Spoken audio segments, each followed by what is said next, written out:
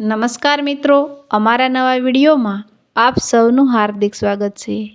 મિત્રો, આજે આપણે વાત કરીશું. એક મિડલ ક્લાસ પરિવાર હતો. ઘરમાં 4 સભ્યો રહેતા હતા. પતિ પત્ની અને તેમના માતા પિતા, એમ કુલ મળીને 4 સભ્યો રહેતા હતા.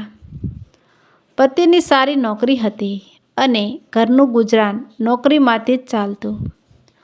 પતિનો પગાર પણ ખૂબ જ વધારે ન હતો કે જેનાથી ઘર ખર્ચ પણ નીકળી શકે અને સાથે બચત પણ થાય.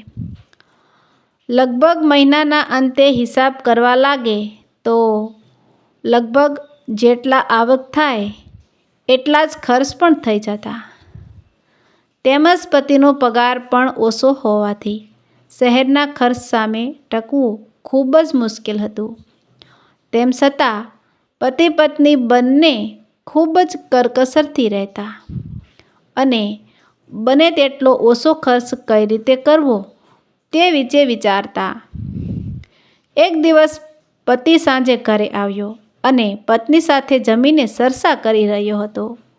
ત્યારે ખુશ થઈને તેને એક વાત જણાવી કે મને એવી ખબર પડી છે કે અમારી ઓફિસમાં દરેક લોકોનો પગાર વધારવાનો છે, એટલે મારો પણ પગાર હવે વધશે.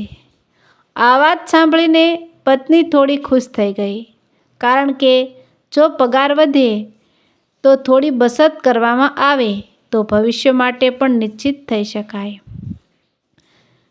તેના પતિનો પગાર વધ્યો પણ ખરો અને થોડી થોડી બચત થવા લાગી. અને આમ પણ કહેવાય છે ને કે ટીપે ટીપે સરોવર ભરાય, એટલે થોડી બચત પણ ભેગી કરીએ તો તેમાંથી જ મોટું ભંડોળ ઊભું થઈ શકે. પરંતુ તે જે કંપનીમાં નોકરી કરી રહ્યો હતો ત્યાં અચાનક જ પરિસ્થિતિ અલગ થઈ ગઈ અને એક કંપનીમાંથી ઘણા કર્મચારીઓને નોકરીમાંથી છૂટા કરી દીધા. એમાં આ પતિને નોકરી પણ છૂટી ગઈ. એકની એક નોકરી કે જેનાથી સંપૂર્ણ ઘરનો ખર્ચો જેના પર નિર્ભર હતો, તે જ નોકરી તેના હાથમાં ન રહી, એટલે તે ખૂબ જ ચિંતામાં જતો રહ્યો. હવે શું કરવું તેની જરા પણ વિચારવાની પરિસ્થિતિમાં નહોતો. સાંજે ઘરે પાછો ફર્યો તો જમવાની ના પાડી દીધી. પત્નીએ પૂછ્યું, તમે આજે જમવાની કેમ ના પાડો છો? તો કહ્યું, મને ભૂખ નથી લાગી. માતા પિતા પણ આવ્યા અને કહ્યું, બેટા જમી તો લે. થોડા સમય પછી ગળગળા અવાજે બોલી ઉઠ્યો, હું કઈ રીતે જમવા બેસું? કારણ કે આજે તો જમવાનું તૈયાર છે, પરંતુ થોડા સમયમાં આપણી એવી પરિસ્થિતિ થઈ જવાની છે કે જમવાનું શું કરવું તે પણ વિચારવા લાગશું. તેના માતા પિતા અને પત્નીએ પૂછ્યું, કેમ, એવું તે શું થયું? પતિએ જવાબ આપતા કહ્યું, અમારા કંપનીમાંથી આજે ઘણા કર્મચારીઓ નોકરી પરથી કાઢી મૂક્યા છે અને મારી નોકરી પણ છૂટી ગઈ છે.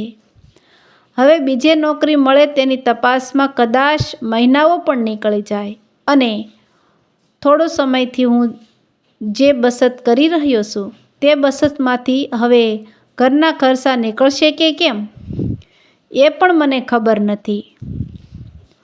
પરિવાર માથે જાણે આપ તૂટી પડ્યું હોય એ રીતની પરિસ્થિતિ સર્જાઈ ગઈ, કારણ કે તેના પિતા રિટાયર્ડ થઈ ચૂક્યા હતા અને પોતે એક જ ઘરમાં કમાણી કરનાર હતા. આવા સમયે જે પરિસ્થિતિ થાય તે માત્ર એક મિડલ ક્લાસ સમજી શકે છે. ધીમે ધીમે બધી બચત નજર સામે પૂરી થતી રહી હોય અને નવી નોકરીની તલાશમાં માણસ દિવસ રાત લાગેલો હોય. બીજા દિવસે સવારે ઘરનું રૂટીન બદલાઈ ગયું. ખાસ કરીને પતિ માટે બદલાઈ ગયું. પહેલાં ટિફિન લઈને સવારમાં ઓફિસ જવા માટે નીકળી જતો, પરંતુ આજે તે જાગીને તૈયાર થઈને બીજે નોકરીની શોધમાં જઈ રહ્યો હતો. પતિ બહાર ગયો અને પાછળથી દરરોજની જેમ આજે પણ શાક દેવા માટે શાકવાળો આવ્યો.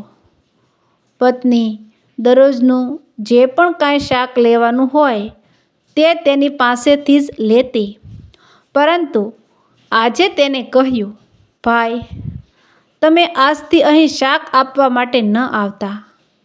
પહેલાં તો શાકવાળો થોડો ગુસ્સે થઈ ગયો અને પૂછ્યું, કેમ બેન, તમે કોઈ બીજા પાસેથી શાક લેવા લાગ્યા છો કે? સામે જવાબમાં કહ્યું, ના રે ના, એવું કશું નથી. હમણાં અમારે શાકની જરૂર નહીં પડે. આ વાત શાકવાળાને ગળે ના ઉતરી. તેને પૂછ્યું, એવું તે શું બન્યું? એવું તો બની જ ના શકે. તમે કહો ને, શું કારણ છે?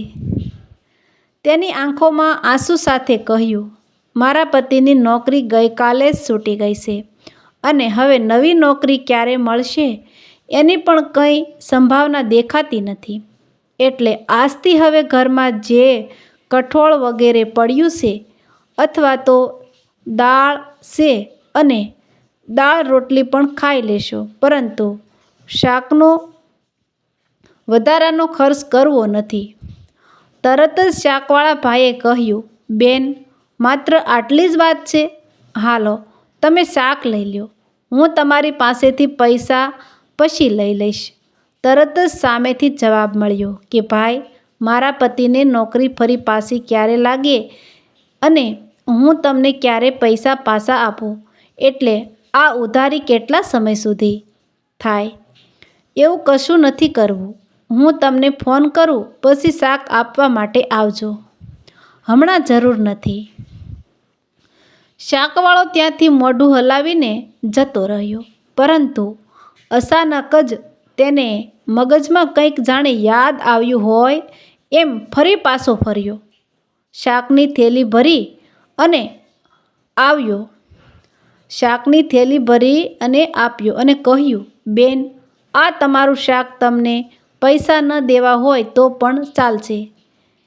બેન ના પાડતા રહ્યા, પરંતુ શાકવાળાએ પરાણે શાકભાજી આપ્યા અને કહ્યું, તમને કદાચ આ વાતની જાણ હોય કે નહીં એ તો મને નથી ખબર, પરંતુ મારે એક વખત લોકડાઉનમાં પૈસાની અત્યંત જરૂર હતી. ત્યારે મેં સાહેબ પાસે પૈસા માંગ્યા હતા.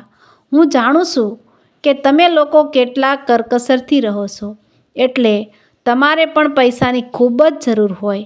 તેમ છતાં મને સાહેબે લોકડાઉનના કપરા સમયમાં 1000 રૂપિયા આપ્યા હતા અને આજ સુધી એ રૂપિયા મારી પાસેથી કોઈ દિવસ પાછા માંગ્યા નથી. એ સમયે એને મારી મદદ કરી હતી. હવે તમારો થોડો સમય ખરાબ છે તો મારી ફરજ બને છે કે હું તમારી મદદ કરું.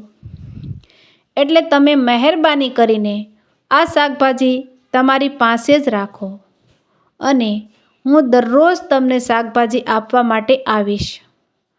તમે પૈસાની જરા પણ ચિંતા ના કરતા. સામે ઊભેલી પત્નીના ગળામાંથી એક પણ શબ્દ ન નીકળ્યો. માત્ર આંખમાંથી અશ્રુધારા વહેવા લાગી. સાંજે પતિ જ્યારે ઘરે પાછો ફર્યો ત્યારે આ બધી વાત તેની સમક્ષ કરી તો પતિ પણ ભાવુક થઈ ગયો. થોડા દિવસો સુધી આમ તેમ અઢળક ઇન્ટરવ્યૂ આપ્યા. પછી આખરે એક કંપનીમાં તેની નોકરી માટે ઇન્ટરવ્યૂ આપવા ગયો ત્યારે સિલેક્ટ થઈ ગયો અને પહેલી કંપની કરતાં પણ સારા પગારમાં તેને નોકરી મળી ગઈ. 1 મહિના પછી બધું બરાબર થવા લાગ્યું. શાકવાળાને જ્યારે હિસાબ પૂછ્યો તો તેને કહ્યું, મેં હિસાબ કર્યો જ નથી, પરંતુ પત્નીએ બધું લખીને રાખ્યો હોવાથી અંદાજે 800 રૂપિયા જેટલી શાકભાજી થઈ હતી. ત્યારે 800 રૂપિયા આપ્યા તો શાકવાળા ભાઈએ કહ્યું, મારે એક પણ રૂપિયો નથી જોઈતો. જ્યારે મને કોઈએ રૂપિયાની મદદ નહોતી કરી ત્યારે સાહેબે મને 1000 રૂપિયા આપેલા અને એ મદદને હું જીવનભર નહીં ભૂલી શકું. પતિ અને પત્ની બંનેએ ઘણો આગ્રહ કર્યો, પરંતુ શાકવાળાએ એક પણ રૂપિયો ના લીધો.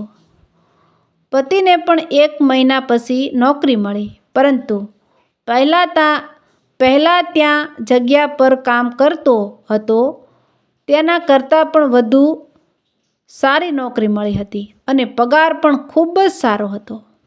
આખરે પતિ અને પત્ની બંને વિચારવા લાગ્યા કે ભગવાન જે પણ કંઈ કરે છે તે સારા માટે જ કરે છે. મિત્રો, આવા જ નવા વિડીયો જોવા માટે અમારી ચેનલ લાઇક, શેર અને સબસ્ક્રાઈબ કરજો. વિડીયો સાંભળવા બદલ ખૂબ ખૂબ ધન્યવાદ.